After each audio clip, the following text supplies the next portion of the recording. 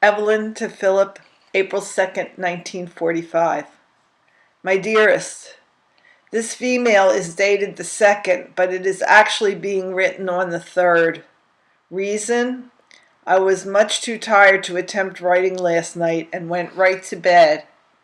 I shall start an airmail letter to you when I get home. I'm at work at the moment, and finish it tomorrow. I received 3 emails from you yesterday, dated March 23rd, 25th, 26th, and a letter from Jack N.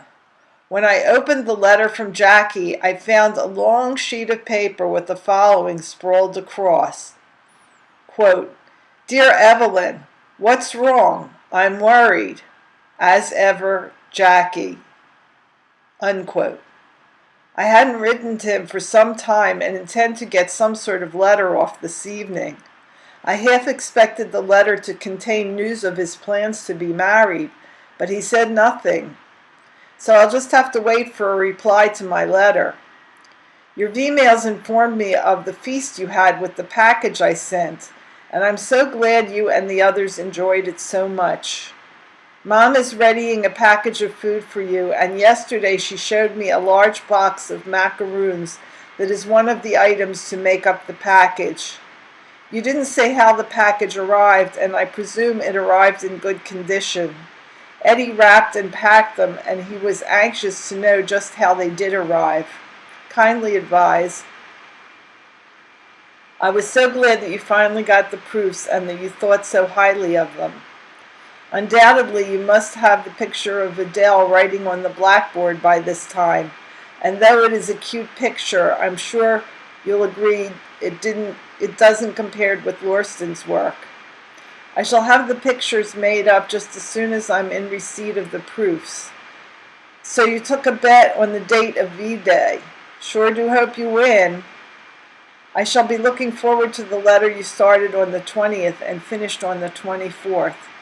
Thanks for being so thoughtful as concerns my writing when I'm really knocked out. The darn trouble is that I'm knocked out too often these days, and I recently increased my vitamin intake to 3 pills a day. I'm beginning to wonder if they are doing me any good. I've informed Mom that you will write at the first opportunity. She sends her love and will write shortly. Immediately after work yesterday, I took Adele to Dr. Gale for her 2nd injection and got home rather late. That's one of the reasons I was so knocked out. In my last email, I mentioned that I was waiting for Dot to come to visit me on Sunday evening. She arrived shortly after I had posted your letter. She read your 22-pager, and I read the paper and knitted till she finished, just as I said I would. When she finished, we went to visit Faye. We played some gin rummy while there and had refreshments. I walked Dot to the bus at 12:30 and got to bed at 1:30. Adele's cold had been bothering her, and I rubbed her down with Fix. She woke and was restless until 4 a.m., when I finally got to close my eyes. I was weary all day Monday as a consequence, and that's exactly why I had no patience for writing last night. I weighed myself at the doctor's and found that I had dropped almost an entire pound in 1 week.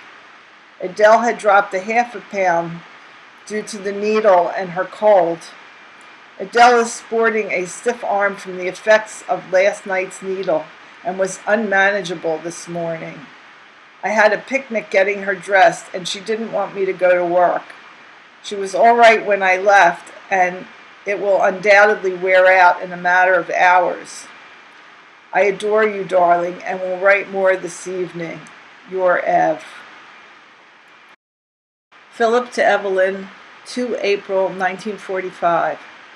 My darling wife, just returned from seeing Mrs. Parkington.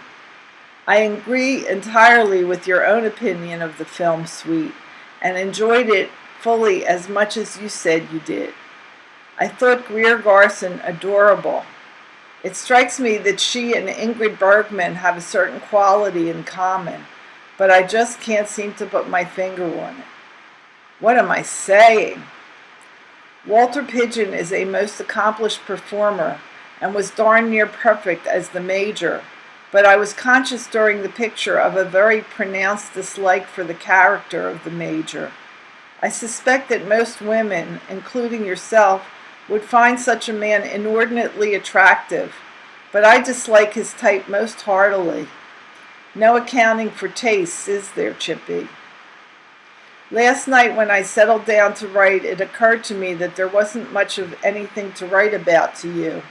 And since such was the case, I got the bright idea about writing that long overdue letter to Mom. I know you won't mind giving up one letter under the circumstances, honey, and I'm sure Mom will be happy to hear from me after so long a time. My chief regret these days is that I still haven't been able to answer anyone else. If it weren't for the fact that my letters appear to mean so much to you, honey, I think I might be tempted to skip writing to you for a few days and concentrate on catching up with my other correspondence, but I hesitate to do so at your expense. It's time for lights out now, my darling Evie, so I'll say goodnight once again and sign off with all my love to you and the pumpkin and all. Always your Phil.